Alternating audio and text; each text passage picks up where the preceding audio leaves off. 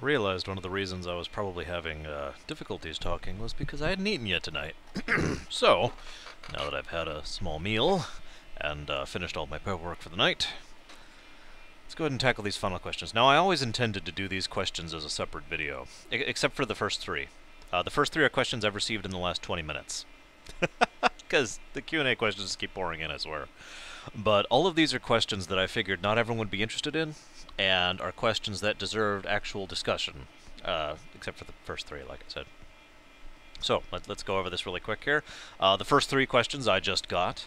Question 1 here. If I can go over here. Alright, question 1. Are you aware of the Alvingham Goose Fair, and would you attend it? Now, yes, I am aware of it. I have been aware of it. It does sound like the kind of thing that would be a lot of fun if I was in the vicinity. Obviously, I'm not. I am in the States, unfortunately, and so I would not be able to... If I had a teleporter, I'd be like, zoom, go and hang out, and just enjoy a little fair, you know, a bunch of little booths, and just some nice terrain, some wildlife, that kind of thing. Sounds like the kind of thing that would be fun. Next question here. This is actually a two-parter, but I'm going to go ahead and address this as one question. 1. How about a Super Metroid review? I could do a Super Metroid review. It's one of my favorite games of all time, and I could definitely do that. Oh my gosh, I feel a sneeze coming on. No, not now. And the second part of that question is, have you played any of the Donkey Kong Country series? Of course I have. My goodness, yes. I am going to sneeze. Excuse me. One more. Come on. Okay. Maybe not. Yes, I have played the Donkey Kong Country series. I personally find the original Donkey Kong Country to be my favorite. The Returns one that came out on the Wii would probably be my second favorite, and then 2, and then 3, and then the 64 one. I also thought the GBA remake was actually a pretty good remake, well done, and I enjoyed that a lot. Now, another question asker asked, what is my favorite and least favorite Zelda games? Which is interesting, because I just talked about, this may not have been a reference to that. I was just talking about whether or not, how I didn't think any Zelda was actually bad, but most favorite is something that has been effectively a neck-and-neck race for the better part of the last several years between Link to the Past and Twilight Princess. And which one is actually ahead at any given time tends to vary based on my mood at that particular moment, because the two are so closely matched that it's just doing this thing right here, just barely inching ahead of each other. They're both amazing, excellent games, and they're both are so for their own different reasons. They are, while they are both decisively Zelda, they are both... Link to the Past, in my opinion, is probably the best of the top-down Zeldas, whereas Twilight Princess is the best of the third-person perspective Zeldas. And between the two, you've got two levels of amazing awesomeness, just sitting there going, oh, angelic halo. So, I don't know, but one of those two. Now, my least favorite, I had to think about that one for quite a while, because again, thinking about a Zelda game I actually didn't like is something that isn't true.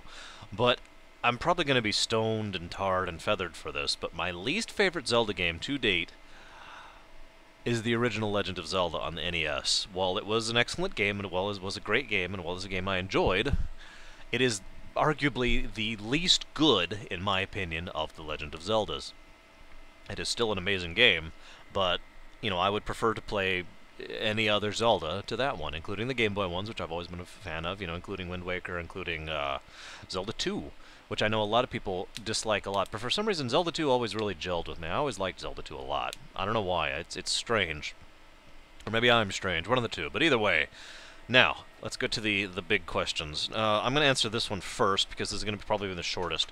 The question is, what games fall into your art category? Now, for anyone who isn't aware, I personally use the term art category, or art game, or whatever you want to call that, in order to define the absolute, no really, top-end, best of the best games. Way up here, so high up it's off the camera, as you can see here. These are the best of the best of the best, sir. And those games... And I needed a title for them, and I called art because I do consider them works of art. Now let's just get something out here right out of the bat. I don't consider any of the games below that, all the way down to wherever, not art. That's stupid and wrong. No, that's not how that works. They are still art. It's just when I call a game art, when I say this game is a work of art, that is basically the highest compliment I can give. That is, up here. That is the pinnacle of the thing. Now, probably the most defining feature of a game that is art, or rather, the thing that segregates art games for the truly excellent games that are right beneath it, is whether or not I can go back and re-enjoy it. Now, if I go back and turn down the thing that I just forgot about, down. If I go back to re-enjoy one of these games that is qualifying for art, or whatever you want to call it, it has to still be as enjoyable now as it was then. You know, it has to have aged well. I've talked about this before. There are some games that don't age well. I know I'm probably going to get tarred and feathered for this again, but Fallout 1 is an example of a game that I don't consider art because I can't go back and enjoy it like I used to. It's still an amazing, wonderful game. It's still excellent. It still started a whole genre, basically, of awesome, of basically defining the Western RPG along with the Elder Scrolls series and Baldur's Gates. You know, but I can't go back to it. I can't go back and re-enjoy Fallout. I can't go back and re-enjoy Fallout 2. I can't do it. It's just the the interface and the UI and the system and all that is just too clunky and unintuitive and not interesting and bad, in my opinion. I do have to add this is all my opinion, of course. And so I look at that game and I do not consider that art because I can't enjoy it as well now. I can go back and enjoy a game like Mega Man 2 right now. Mega Man 2 is... Well, actually, I think Mega Man 2 is definitely in the running for art. But let's move on. I could go back and enjoy a game like... you know what? Mega Man X, because that actually is on the list. Mega Man X, the original, on the SNES, I could go back and enjoy right now, just as much as I could back then. And I do actually replay Mega Man X every now and again. You know, to use a similar example, Dragon Quest... the original, which was an innovative and interesting game. That was certainly good. It was certainly amazing. The original Final Fantasy, no remakes of that. Just the original FF, Final Fantasy on the NES. Can't go back and play it. Or, I mean, I can, but I can't enjoy it. I can't get into it. You know, that's the kind of thing I'm talking about. The inconveniences and the clunkiness and the irritations and the problems of the interface and the UI and the mechanics are just too much in the way to actually enjoy the game in the same way you used to. So... I say that's the defining feature because otherwise a lot of games in the truly excellent category, which is right below art, would be qualified as art, like Fallout 1 and 2, for example. That being said, the actual question is very difficult to answer. I started making a list, and I pared it down a bit, and then I realized that no matter what I did, I'm going to end up with a list like 20 games long. So I'm just going to pop out a few ones right off the top of my head that most people probably recognize. Dragon Age. Dragon Age Origins, I do think, is a work of art. Mass Effect 2, which I know some people disagree with me on, but I do firmly believe Mass Effect 2 is a work of art, and I will say so why when I get there. I've already mentioned in briefing why. You know, definitely a work of art in my opinion. Earthbound on the Super Nintendo. Amazing game, truly astonishing gameplay, art, development, the Dragon Quest thing going on, you know.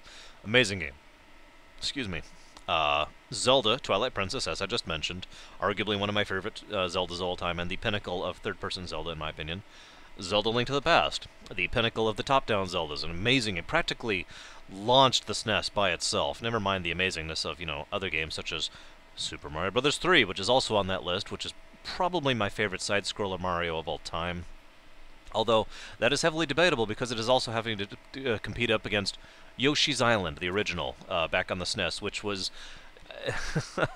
I don't even know how to explain how that game was so incredible. The level design, the physics, the mechanics of that game were incredible and were beautifully done and were works of art, like I keep saying, you know. If nothing else, all I have to say is the moon boss when you're fighting Raven, Raven the Raven? What was his name? Shoot. The Raven boss, when you're fighting him on the moon. The fact that they had to add they had to do that whole thing in the new Mode 7 style of graphics and edit a particular part of code just for that one boss, for that one stage, for that one area, for that one world. Incredible game.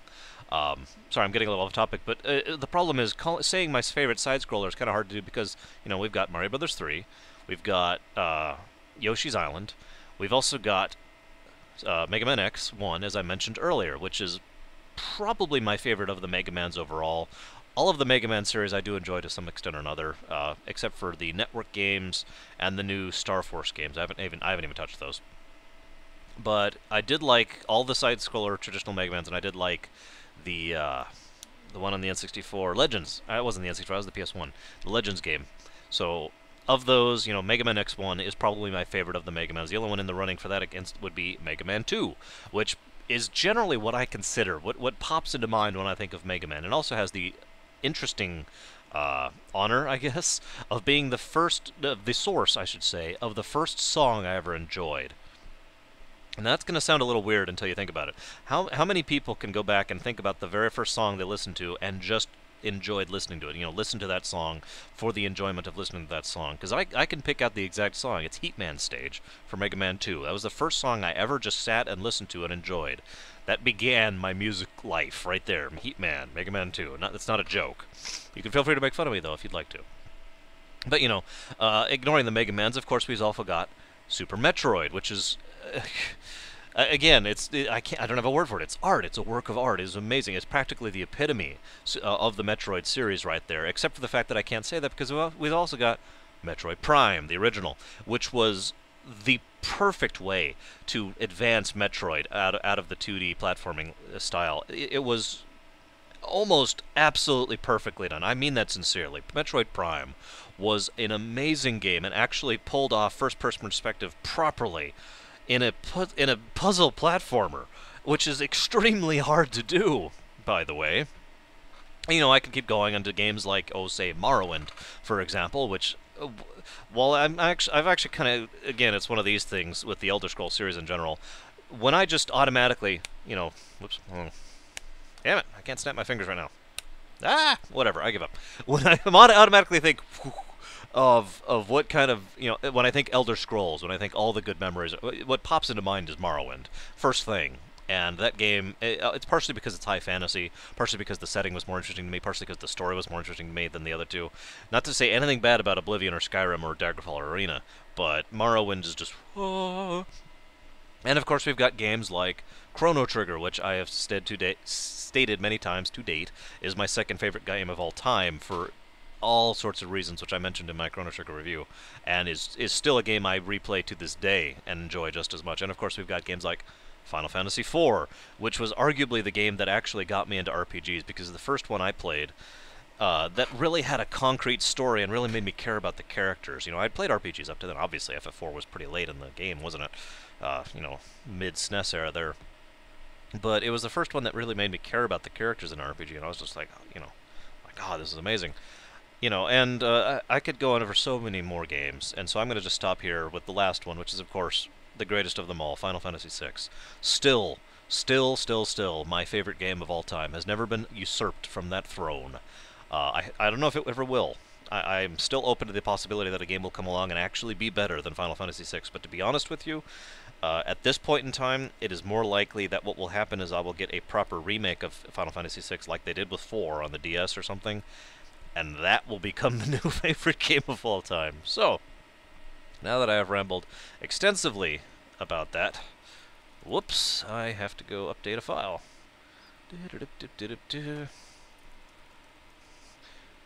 Alright, now that, like I said, that's one of the quicker ones.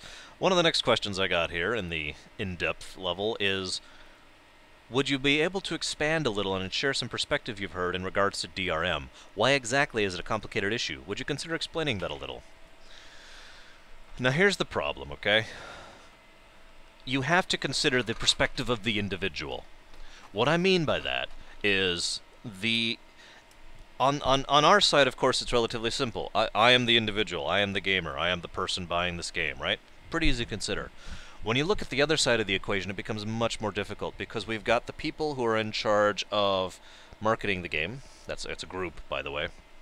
We've got the people in charge of publishing the game, who put the money out into it. We've got the people who are in charge of transporting the game, the people who are in charge of selling the game, the people who are in charge of developing the game, which also includes a very large group of people, usually the largest group of the groups I've just mentioned.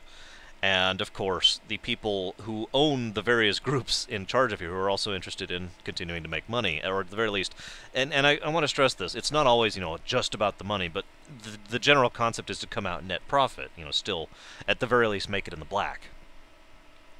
With all of those people in mind, taking into account the individual perspective is difficult to do, but you have to understand that all of those people are affected to some way or another every time one of their games doesn't sell, because, and this is especially true, this was more true in older days than it is now, but it's still true to some extent. Digital distribution has gotten rid of one of the major problems here, because every time they made a game, this phone right here, actually let's use this phone, because I prefer to use this phone, this phone right here, that they made, they physically made this phone, this disc, or this cartridge, or whatever. This is now sunk cost, if you follow me here. This is something that they have produced, that they have put money into, that they have to sell or not get back. And every one of them that doesn't sell is literally sunk cost at that point, if you follow what I'm saying here.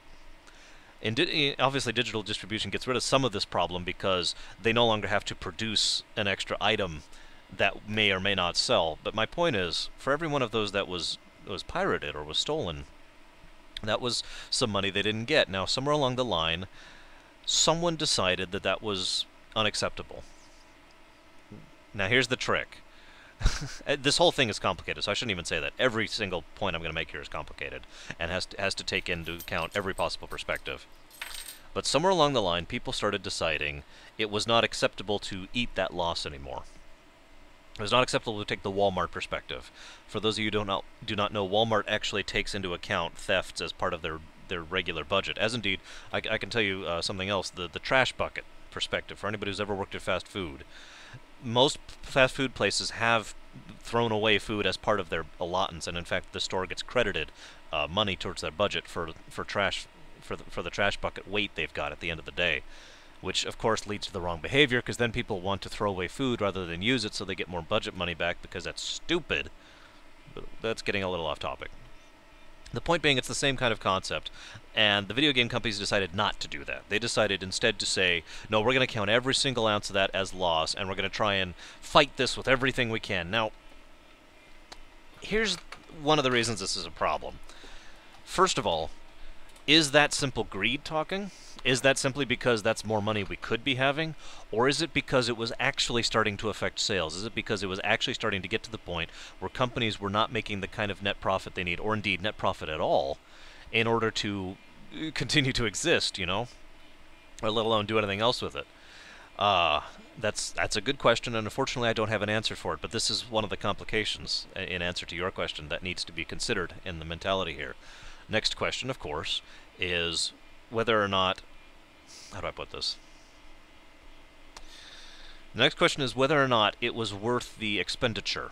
For example, let's say they did have a legitimate concern that this was actually causing them problems. Alright, how much extra time and effort and money have you now put into making this thing, making this DRM, making it this anti-piracy code or ability or whatever?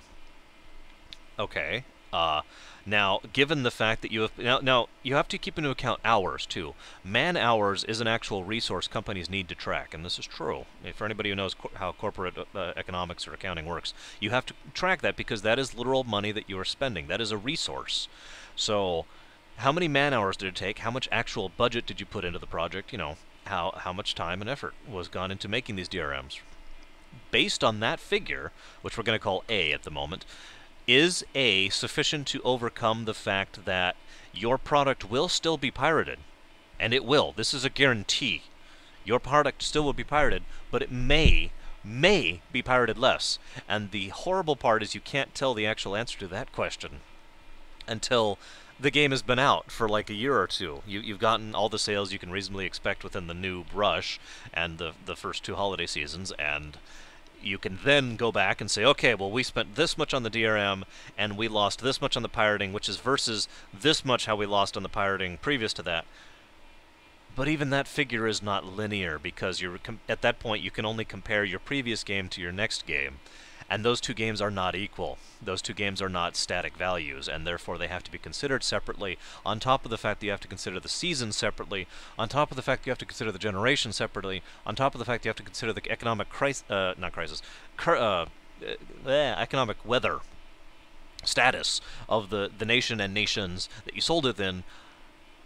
And this is why I say the DRM issue is complicated, because no matter which perspective... I've mostly been talking from the perspective of the companies, because that's a perspective most people don't really get, for obvious reasons, because like I said, it's easy to understand this. I'm right here. I don't like DRM. The end. Oh, I can snap now. The end. That's it, I don't like DRM because it's irritating to deal with, and it feels like they are treating me like a pirate for having bought their game. The end. That's easy to understand, and there are several perspectives to have on that, but ultimately that comes down to a relatively simple formula here. Looking at the perspective from the company is much more complicated, and that is this is one of the reasons why I say I don't have an answer, because it is a true and legitimate concern. Piracy is. It does cut into profits. How much it cuts into profits depends. Depends on the game, depends on the system, depends on the people involved, depends on who's willing to pay for it. You know, there are a lot of people, and this is going to sound preachy, but I apologize, but I'm just trying to get an example. There are a lot of people like me who will buy a game purely to support it. You know, oh, what is it? I was just talking about it. Not Amnesia. It's the other one. I suddenly can't think of it. It's the side scroller. It's all black, and you're a shadowy little kid, and you get killed by spiders, and it's horrible. I can't think of the name of the game. My goodness. Well, while I look that up, that game Bibelbladefle there was a game that I bought purely to support. There was no other reason. I never really intended to play it past the first stage. I never liked it, never wanted it, but I wanted to support it, and I had the money at the time to do so. And so I did, you know, and that's something I prefer. I prefer to buy my games purely because, honestly, I don't have a better way to put this. I have a great deal of sympathy for the people involved in making those games and publishing those games and producing those games and distributing those games. And I understand what a hassle and what a pain and what a difficulty it is. And I want to do what I can. I know I'm just a little tiny little pebble in the bucket, but it's something, you know. It's all I can do, to be completely honest with you. So my point I'm trying to get to here is there are enough people like me who will do that it will help offset some of the problems. But how much of it does it offset? And again, I can't afford to do that with every game I'd like to. My wish list on Steam right now is like 30 games large. I don't intend to play all of those. Those are just games I'd like to support. But I can't afford that right now because I have job issues. And so I am restricted from being able to do what I believe in, if I could put it in such terms, and restricted from being able to help in my own tiny, insignificant, irrelevant way because of money. And I hate to say that like that, but that's really what this whole problem is. The money, as I've said many, many times, is a necessary evil. And most of the people who make good games and make wonderful games do so with the perspective that money is something they have to put up with, because they need it in order to make that game and get that out there. But they are not doing it for the money. They are not doing it because they want to make money. They make money so they can do it, which is a completely different perspective. I'm derailing a little bit. I'm still looking for the name of this stupid game. I can't believe it. Oh my god. I can't find it. You know what? Okay, hang on. We're going to pull up Steam here. I apologize. This is going to bother me now if I don't look it up. Let's pull up Steam right now. Up. Let's go. Let's go. You're going too slow. Come on. I know I'm recording, but that's no excuse. Because I slip into bad accent mode here. Alright, I suppose my point I'm getting to with all of this is that it is a complicated issue, and the only way it could ever be fixed, if I'm completely honest, is if there was a way, which there isn't, in order to assure that the people who make the games make money off of it. Not you know, again, not doing it to make money, but they make enough. They net profit. You know, they go home with a paycheck. You know, the thing that happened to all the people with the company whose name I can't think of, with the Kingdoms of Amalur, that's an excellent example of what I'm talking about. That company kind of collapsed because of all that stupidity, because of money, because they didn't have the money. Those people made an amazing game. Those people made an incredible game. I bought that game, still haven't really played it, because they deserved my money. And I wish I could have helped them to not crumble like they did. And that is crap that happened like that. Now, this isn't related to DRM. Well, actually, it is intricately related to DRM, which I guess is my point, isn't it? Ah.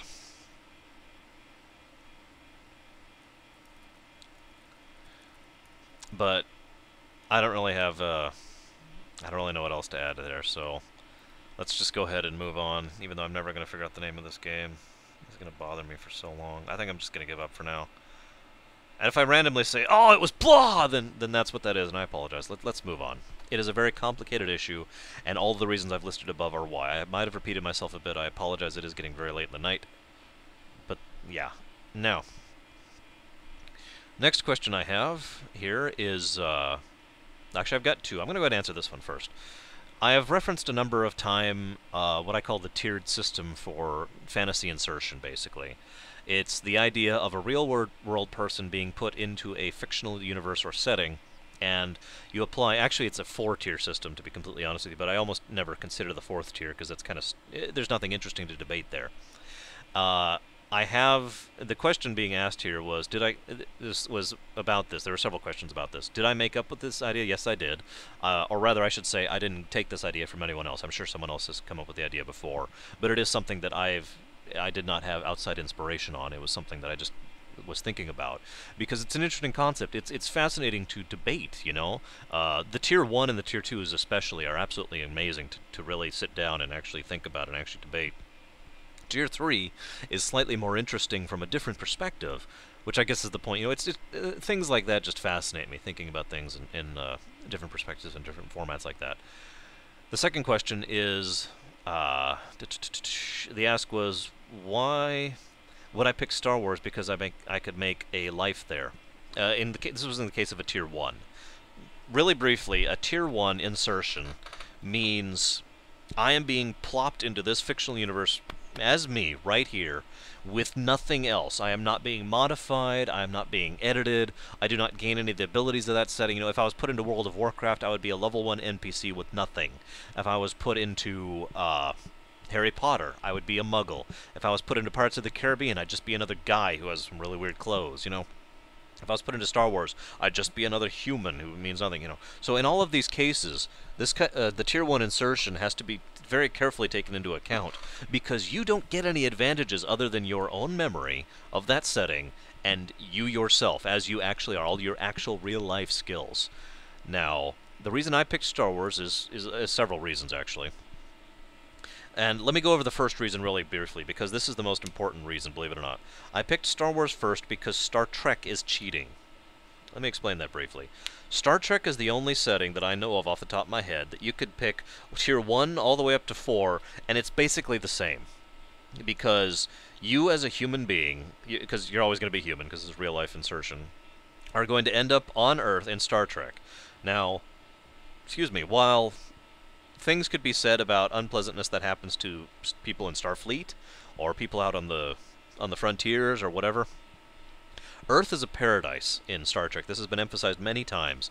Earth is a paradise. Earth is an amazing, wonderful place. There's no crime, there's no poverty, there's no hunger, there's no disease, there's no money. And I want you to consider for a moment what it would be like to be able to walk into a doctor's office and find a doctor who is working there not for the money, not because it was what he went to school for, not because it was fascinating to him. He is a doctor because he wants to be, because he chose to be, because he actually made the effort to study and become a doctor, or she. He or she. I'm sorry, it is utterly irrelevant, especially in Star Trek, or at least it should be. You know, person, regardless of gender, is a doctor because they wanted to be, and you say, hey, what's wrong with me? You know, for example, I have chronic lower back pain, and a few other issues, such as blood problems. I have a bit of anemia. I have... excuse me, I have a bad throat problem right now. Oh, god damn it. I have MSN crashing on me because someone just signed on. God, I'm getting sick of that issue. You know, I have so many different medical problems that I could just go to a doctor and say, please figure out everything that's wrong with me. And because the medical science in Star Trek is so advanced, he could figure out everything that's wrong with me and fix it within a day. Permanently. Think about that by itself. One of the characters' fathers in Star Trek is a cook in his own little Creole cooking kitchen. There's no money in Star Trek. I just feel like putting that out again. That means this guy went through the effort of getting this restaurant made and built for him, so that he could serve food to people who decided to come and get it because he wants to. Because that is his passion, because that's what he wanted to do. And think about what it would be like to be able to say, I want to do blah, and to actually be able to do it. To be able to go and say, I'd like to do blah, and get training for it without any rigmarole, without the paperwork, just, yes, sure, here you go, we'll sign you up, you're in the next class, and we'll get started with you. Can you imagine what kind of a life that would be like? Finally, of course, there are things like, you know, lifespans and conveniences of things like the holodeck, which you wouldn't have as much access to as a normal individual, but you would still have some access to, and transporters and ships that go across space, and just and never mind the fact that if you really got bored with paradise, you could join up with Starfleet. You could go to the academy at any age and say, I'd like to sign up and go through the academy and learn a particular field that interested you and go out and explore the galaxy. Star Trek is cheating. That's why I never consider Star Trek when I do this. I have considered Star Trek at length, obviously, and indeed at more length than I'm discussing here. But Star Trek is cheating. Period. The end. There's nothing else for that. And that is why Star Wars would be my next choice. Now let's move on here. I know Star Wars extremely well. That would be the next reason. I know Star Wars well enough to the point where I could maneuver within it, understand where I am in the setting, and figure out where I need to go for what, to get what, how to react to certain species, how to react with certain ships, you know, how to deal with certain situations. I would be well enough versed within the Star Wars existence in order to function, even though I'm just me, even though I'm just a person. The next point is that, aside from the Force users, the human beings in Star Wars are just humans. The only thing that's different about them is they have access to the technology of the time, and I would have access to technology too. Now, in Star Wars, there is money, so I would have to figure out a place to start. This would be the trick of the whole thing. I would have to figure out a place where I could start existing, basically. I'd have to get some money somewhere to get started, and work my way up to the point. I would probably make some kind of a shipping business out of myself, possibly smuggling, but I would probably avoid smuggling, at least at the first. You know, some kind of shipping concern, some kind of business where I just run cargo to and from a location, and yeah, it would just be a job, but it would still be a job that would function, that would give me enough money to eat. I would live off of my ship, which is a concept, by the way, that I have always absolutely loved, and I can't even possibly explain why. The ability to live on your ship is something that appeals to me in ways I don't have words for. But moving along, I think it's the freedom of it, if I was to be honest about it. You know, the freedom and the open expanseness of it. I don't know, something like that. But moving on. So I would be able to do that in Star Wars. It would take some time, it would take some work, but I'm not opposed to work, and I'm not opposed to time. And also, while I'm on the subject, Star Wars is fairly well medically advanced. All the problems I have now physically could get fixed with money. But because these problems are so minor comparatively, that wouldn't cost as much as, for example, if I went to a doctor now here in real life and spent, I don't know, $40,000 plonked down to say, hey, please figure out if you can maybe fix me, and they might not be able to, and it might be temporary or it might be recurrent, you know. So the third biggest reason is the fact that being plopped into Star Wars is, how do I put this?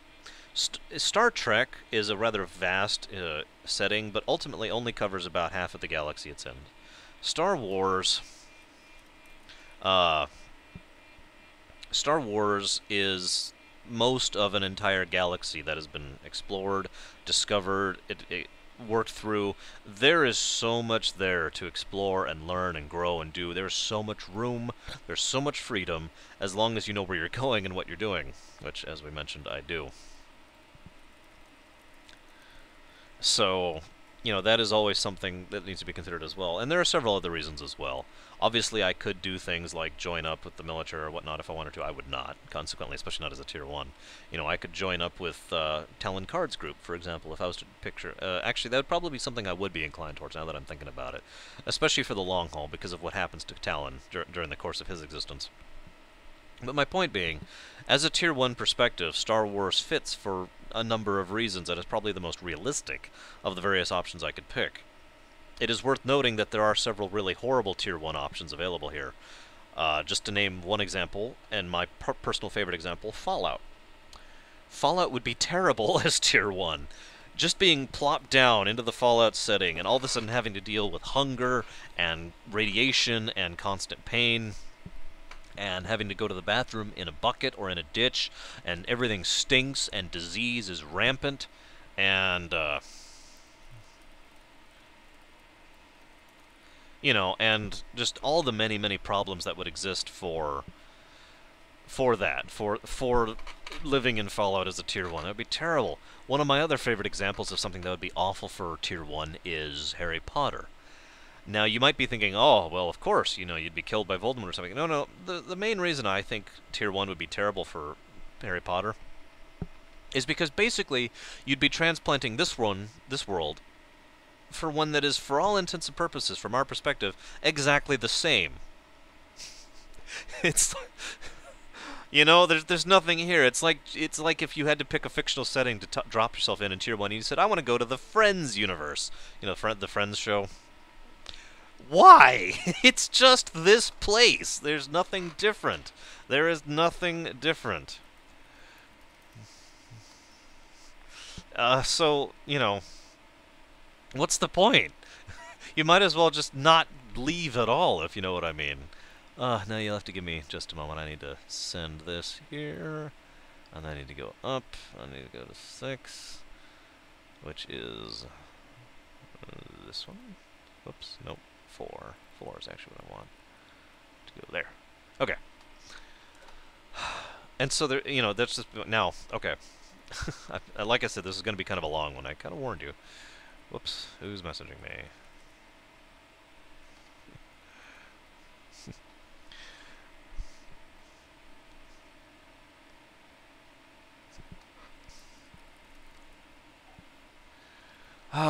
Okay. Now, the guy was also asking me to further define the tiers. Now, Tier 1 I've already rather well defined over the course of my laboring mention here. Tier 2 is what I call the dice roll tier, okay? Tier 2 is you being transferred to the setting, but being modified to adjust for it. Now, what this means exactly depends on the setting. For example, if you were dropped into Harry Potter, statistically speaking, there would be a die roll, and you would likely to become a wizard, okay? Because that's what the focus of Harry Potter is, and therefore you would be adapting to the setting. If you were dropped into the Pirates of the Caribbean, by the way, that's another excellent example of a terrible Tier 1. That would be so unpleasant. Sorry.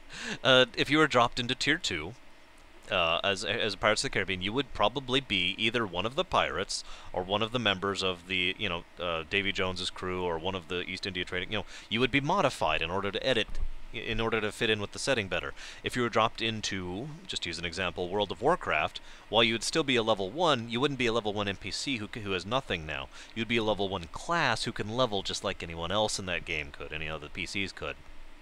Etc., etc., etc. So Tier 2 has a lot more possibilities. Tier 2 is still limited in the fact that you don't have a choice in the matter. The theory here is that you are converted. You're taking a risk, first of all, but you are converted based on what you actually are. The concept that you don't get to choose, it's more it chooses you, if you understand what I'm saying here.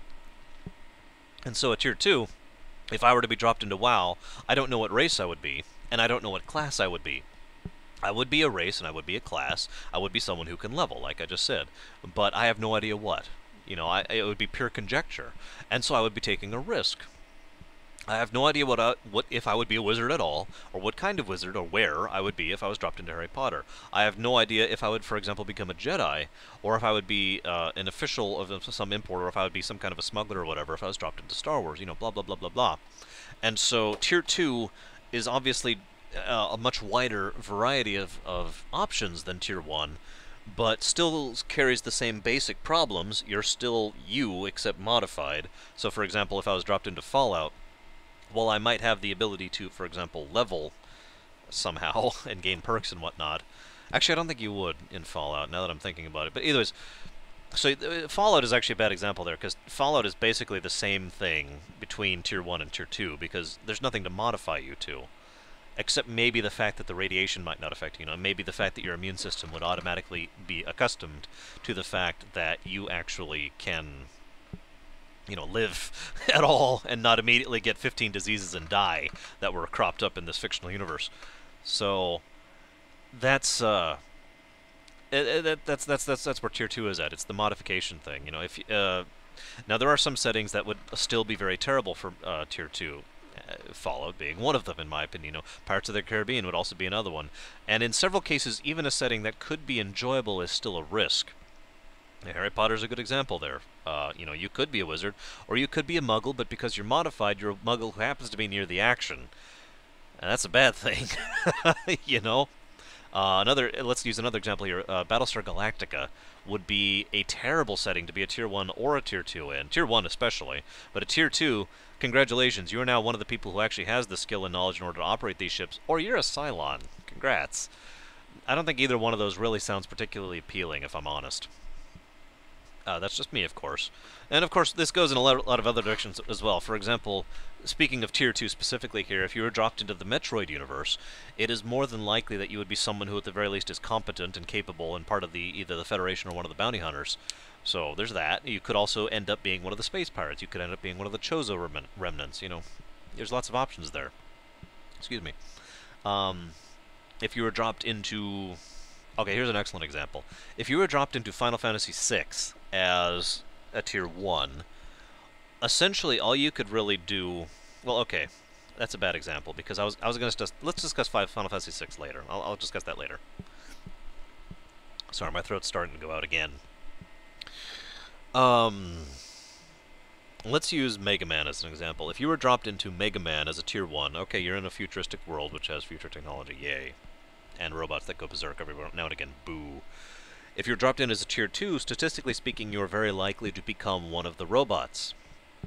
Which robot is incredibly random. You could be one of the robot masters, you could be one of the good robots who actually has a name, you could be a random robot, because there are a lot of those. There's... Tier 2 is essentially about risk.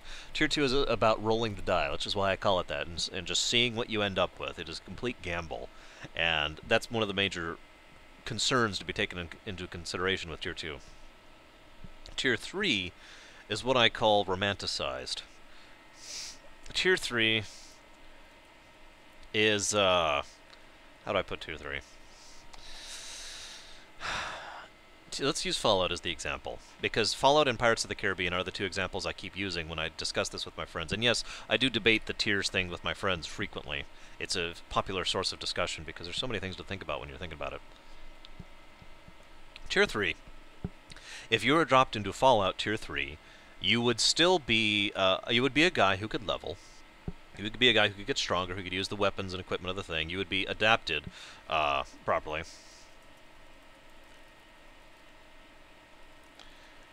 In order to function within the setting. But the final thing, the romanticization, is you don't have to go to the bathroom anymore. You don't smell how absolutely disgusting it is. You don't feel irritated and constantly itch everywhere because of how dirty you are. You don't have matted... You have matted hair, but it's purely aesthetic. Your hair doesn't actually bother you. All of the actual niggling, mundane realities and details are removed. And so what you have instead is what is essentially a first layer holodeck situation. Because in the holodeck, if you were to say, let's do Fallout, the holodeck could be programmed to get rid of all those particular problems and make it purely aesthetic. So, sorry, I keep having stuff going on over here. Speaking of which, yeah, looks like that's updated. Good, okay, that's done. So, again, in Fallout, you could actually enjoy Fallout in a Tier 3 scenario, because you could actually hop in and not have to deal with all of the unpleasantness and the horribleness. Now, it is worth noting, you still have to look after yourself. You could still be killed by rad scorpions. You could still be mugged by raiders. You could still have your house blown up by a nuclear bomb. Nuclear bomb. All sorts of things could happen there in that setting. So you still have to look after yourself. You still have to be smart. You still have to be careful. It's just, Tier 3 is essentially Tier 2 while removing all of the little irritating, mundane realities of the setting. Like I said, Pirates of the Caribbean is the other primo example there, because Pirates of the Caribbean would be incredibly unpleasant to live in Tier 1 or Tier 2. However, if you chose Tier 3, you would actually be able to enjoy, being on the... Imagine for a moment, I don't know how many of you have actually been out on the ocean, but there is a unique feeling that I have never felt anywhere or anyone else in my life of being on the very tip of a boat, the bow of a boat, or is it the stern? No, it's the bow. The stern is the aft. And standing there and closing your eyes and feeling the spray of the sea and the wind in your hair. and just going against your face, and there is nothing in the world that has ever felt like that to me. The feeling of being out on the ocean is an incredible feeling, and you would be able to enjoy that. You would be able to enjoy all of the good things that there are in sailing without the massive, massive, massive number of horrible things there are about sailing. Because as anybody who has actually sailed, especially in that period of time, or knows, or I should say, anyone who's actually sailed, first of all, and anyone who knows what sailing was like in that particular time period knows just how incredibly unpleasant that really was. And there's a reason those ships took crews of several dozen or hundred, was because you needed that many people just to keep that ship going, in barely. And it would be unpleasant, it would be horrible, it would be painful, you'd be hungry all the time, you'd be dirty, you'd be filthy, it would be everything about Fallout, except you'd be working constantly. So it would be just right up there with the horribleness. But if you get rid of all of that, you romanticize it, then you actually get to enjoy the freedom. You actually get to say that line, "Bring me that horizon," and mean it, rather than, "Oh, I want to die," which would be what you'd be saying otherwise. So that's Tier 3, romanticized. Now, Tier 3 works, other than the romanticization, it's still Tier 2, so it's still a gamble, but it's not as much of one, because no matter what, you're still going to be able to be in pleasant circumstances, at least until you either die or have horrible things happen to you, because that's still a possibility. Now, Tier 3 can be applied in a number of circumstances rather easily, and in fact, I don't even need to discuss that, because Tier 3 is more about the possibilities of choice at that point. You know, what would you prefer? What is this?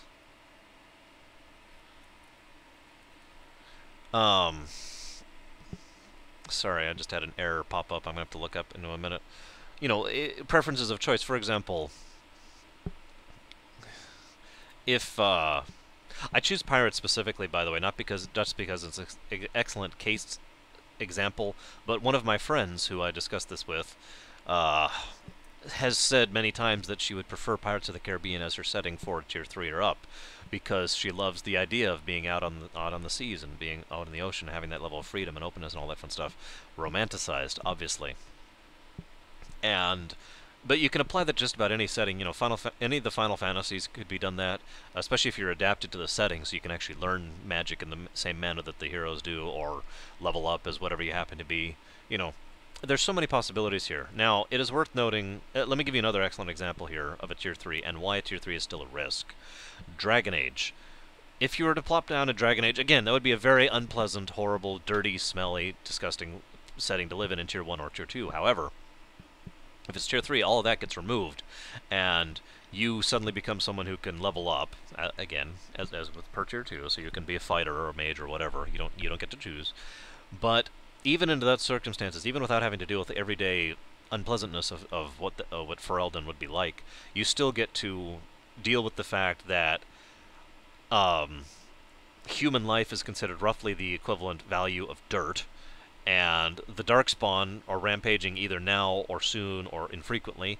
There are plenty of magical beasts and horrors that are actually eager to kill you and eat you. You know, there are threats everywhere, and I mean big threats, relatively speaking. And so you would have to be very much on your toes, and of course, there's the unspoken of question, which I answered originally back with my Star Wars thing, and I've been kind of not mentioning up until now. You have to consider not just the immediacy when you choose this choice. You have to consider making a life for yourself. You have to consider the next 80, 90, 100 years of your existence. And if you don't do that, you're just, you know, you have to have some kind of thought of how you're going to keep going.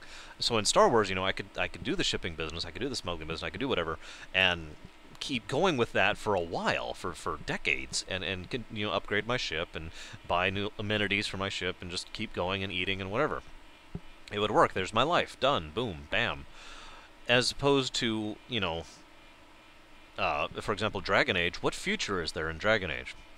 What could I do in Dragon Age that I would actually get into, that I would actually enjoy doing, that would actually be a life worth living? And I can't come up with one personally. That's just me personally, of course. So, you know, that's the kind of thing you have to consider when you're debating this. Now, of course, the one setting I have not mentioned this entire time, I've been doing so on purpose, that would be Mass Effect. Mass Effect is an interesting concept because Mass Effect would work for Tier 1, 2, or 3.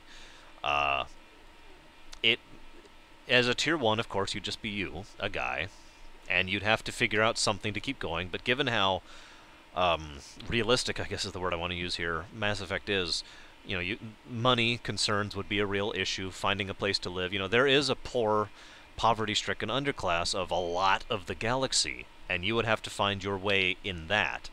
That's also true in Tier 2, although in Tier 2 you at least have the option of being someone who has military training or psionics or whatever. Not psionics. I can't even think what they call them all of a sudden. Space magic. And Tier 3, of course, would have that, and of course remove some of the irritants and frustrations of the everyday existence in an alien world, or worlds. All of this, of course, now is leading up to Tier 4, which I'm only going to discuss in brief, because Tier 4 is purely personal preference. This is a completely different perspective. This is a completely different thought process that goes into Tier 4. Tier 4 is you get to pick the setting, you get to pick who you are, you get to pick what, or I'm sorry, not who you are, but what you are. If let me just explain this by example. Tier 4 World of Warcraft for me. I would go ahead and pick Warrior. I would go ahead and plot myself down as a max level Warrior with tons of gear. And I would plot myself down probably as an undead, if I were to choose. Blood Elf would probably be my second choice. Past that, I'd have to think about it. I'd say Night Elf would probably be my third choice. But, I just plot myself down as that. Actually, I wouldn't want Night Elf because I want to be in the Horde, but you get the point here. You get to choose. You get to pick. Harry Potter. Okay, I want to be a wizard who is going to Hogwarts right now and is in his 3rd year and happens to be very good at his stuff. Very, very good at transmutation, for example. Or Mass Effect. I want to be a Turian who is in charge of this particular fighter wing, or no, a Turian mercenary who is in charge of his own little mercenary corps, which happens to be a wing under the Blue Suns. Tier 4 is all about the choice. You get to pick which would you prefer, and that's the perspective there. What if you were given the choice, if you were given the absolute freedom, what would you pick? The reason that's still a question that is worth debating, that's still an interesting question, I think, is the fact that you are still stuck with that. You don't get to edit it later on. You don't get to say, oh, well, I'm done being a Blue Suns Turian mercenary. I want to go do this now. Well, tough. You have picked. So you still have to put a lot of thought into consideration into the long-term perspective of things. But because you get to choose, you have a lot more freedom in doing so, and you could pick something you'd really want to be. Now, naturally, all of this has been leading up to something that I mentioned earlier. Final Fantasy VI is one of the truly rare settings, like Star Trek. It's not quite cheating like Star Trek is, because in Star Trek everything is basically handed to you. In Final Fantasy VI, you would have to work for whatever you wanted, as a Tier 1, Tier 2, or Tier 3, or Tier 4. Well, or Tier 3. But the point being, if you worked for it, you could work for it, because by the rules of the setting, even as a normal, ordinary human being here, I would still be able to get Magicite and use it. I would still be able to learn Magitech. I would still be able to get Magitech infusions. I would still be able to learn how to use the weapons of the age. All of these things would still be possible. I would still be able to do something, function within the world, make a life for myself, make an impact on the world, join the party, help save the world. That would be awesome. And you could do it as a Tier 1 all the way up to Tier 3, or Tier 4, really, I suppose. And that would be wonderful, and it would be fun, and it would be inventive and engaging. And that's one of the reasons, one of the 700,432 reasons I really love Final Fantasy VI, is because it actually applies across the board like that. And I can't think of many settings that do. There are some. There are several. Oh, by the way, just as a quickie, one setting I would never pick as Tier 1 through 4 is Warhammer 40k. No, thank you. Please, no thank you. I do not want to live in that setting ever. Even as a Tier 4, even if I got to pick exactly what I was. No. Moving on. Now, there is one last question that this gentleman asked. I apologize for rambling about. This is why I wanted to separate this video, was because these were topics that I wanted to discuss at length. But I have one last question that this gentleman asked on the tiering system, and that is, if you had the option, if you could walk through the wardrobe, as he put it, the Narnia reference there, would you, even if it meant you can never come back? Depends on the setting, but if we're picking, even if this was a Tier 1 scenario, if I get to pick where I'm going, yes, I would do so. I would do so probably without much in the way of hesitation, to be completely honest with you. The only hesitation I would have is whether or not I could take anybody with me. And if I could, would I be given the opportunity to discuss it with them at first? Okay, we get to pick a world to go and do tier 1, and everyone I know who I care about and I'm close to would know what I mean, too. It's kind of funny. So let's discuss. Where are we going tier 1? Okay, well, let's discuss. Spend a few days debating it. All right, we're going to Star Wars. All right. Walk through the wardrobe. And I'd walk back, and I would never look back. Next question. And indeed, last question. And I quote, Arshian Guy, it would be totally cool if you would divulge those geeky reasons for playing a femshep. The mere fact that you dodge the question makes the answer hella more interesting. Would you at least touch on that answer a bit more? Alright. I'm a geek. Alright? I am not particularly ashamed of this fact. Never have been. Not in many, many, many, many years. Not ever. But, 30-plus years of being a geek, you kind of get used to the idea. But my point is, I don't like to inflict that upon other people if I can avoid it. But this is why this is the last question of a video that is dedicated solely to things that are extremely geeky. So only people who actually choose to and want to see this will. Now, having said all of that, one of the things I have done for decades at this point is I have maintained a strong sort of continuity in a storyline that started way back in the day in my head, and I don't remember where the idea originally came from to incorporate games I play into this storyline. Now, what do you mean? What do I mean by that? Imagine, if you will, a galaxial cluster-spanning empire that interacts with all sorts of individual settings, creatures, and people underneath it, and it has an entire system in play to deal with new discoveries as far as what they come across. These new discoveries being essentially new game worlds or galaxies or whatever. Now, this system has a number of groups, number of primary organizations within the Empire. The Empire, capital T, capital E. The Empire employs several organizations in order to help best suit depending on the circumstance. One of the primary ones there is the Bastion. The Bastion is a number of nobodies who, my version of nobodies, by the way, which is different from Kingdom Hearts, so I shouldn't even call them that. A number of people a number of echoes, there we go, who are dedicated towards the idea of not just saving lives and saving settings, as they call them, saving worlds, saving galaxies, but also making those worlds and those settings and those places a better place in the process. Now, let me explain this really briefly in a nutshell, the mentality here.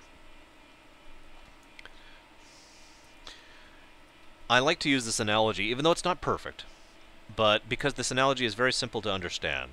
Let's say you have a bunch of pieces of a cart down here at the bottom of a hill. There we go. Bottom of a word. And all these pieces of a cart are need to get to the top of that hill. That's the goal. Get them to the top of the hill, all right? That is your objective. Now, it would be very easy for you, with your power, with your ability, with your capacity, to shove those pieces up there, or just carry them up one by one or whatever, and there you go. They're at the top of the hill. Mission accomplished. That's not what the Bastion does. The Bastion puts those pieces together and forms the actual cart, so that the system is actually fixed, and that the people are actually, the lives are made better on an individual level as much as possible, and the people are helped, and the system is helped, and things are made better for a long-term sense, because once the cart that is now complete gets to the top of that hill, it can now continue forward as a cart rather than just sitting there as a bunch of pieces. And this also means that the cart still can't get, the cart still cannot get to the top of that hill by itself, even though you have fixed it, even though you have helped it to become what it should be, or what you think it should be, or what it was supposed to be, or however you want to think of that. You still have to apply the impetus. You still have to push it to the top of the cart, but you can do so. That is something that is within your power to do. That's the Bastion's philosophy in a nutshell, to help systems and societies and existences to better themselves and to improve themselves for the betterment of all the living things within it, within reason.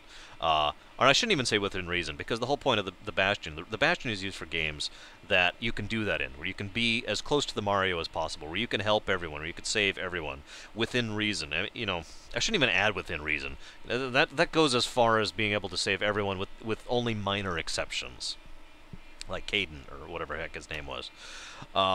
So bringing this all back together, the Bastion, after great thought, I decided was going to be in charge of dealing with the Mass Effect setting, the Mass Effect galaxy. What the heck is he showing me? Oh shoot. I have been linked an item from Diablo 3. So the Bastion was decided to deal with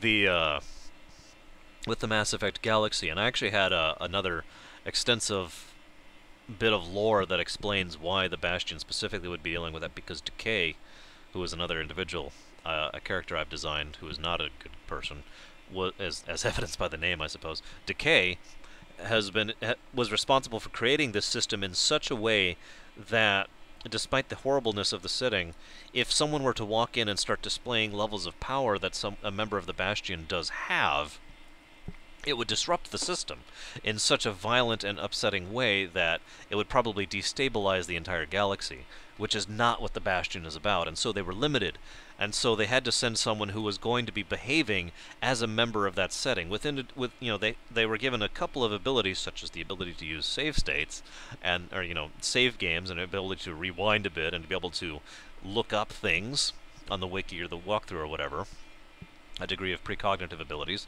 but that person that was sent there would still be ultimately limited to running around as a person, shooting as a person, just a member of that existence with a few minor edits. That would be why they sent Zaydenra. Zaydenra is one of the older members of the Bastion and someone who hasn't actually had an assignment in a very long time. And Zaydenra asked for this one because she's a very malicious individual to begin with, which fits Shepard very well, I might add. And she basically, her personality, of course this is all fictional, but her personality was such that she would be the kind of person who would ask for this assignment. And so, when she was finally assigned there and started playing through the games, it just sort of fit as the game went on, and as I think I've mentioned, the romance between Shepard and Liara sort of happened without me intending it to. And it occurred to me that Zaydenra would become actually emotionally invested within the setting, and would not just want to save the setting and to help improve everything, for the usual reasons, because that's what the Bastion people do, because they're good people. She would want to because she cared about these people individually, because she got to know them, because they were her friends and her family, her squad. And she reached the point where, in my personal opinion, in my personal version of the ending, which has supplanted the existing ending, because to heck with the existing ending, Zaydenra has decided to retire, basically, there for a while, because she can live for quite a while, several hundred years, and she could live out her days with Liara and enjoy retirement, enjoy the galaxy that she helped fix. Now, when she dies in that setting, Zaydenra will not die, she will simply be recalled, but the point being, so Zaydenra is kind of off assignment for a while, and will not be assigned to any new games for a while, because she's off enjoying her retirement. And that, this is the longest of all the Q&As, that's kind of funny, for like 4 questions. That would be why I named her Zaydenra Shepard, was because everything I said, Zaydenra was the one who was assigned, and it fit really well for all the reasons I mentioned. Now, hopefully I'm actually caught up on my questions. I doubt it. I bet I have received additional questions in the last hour. Either way, I will talk to you guys later.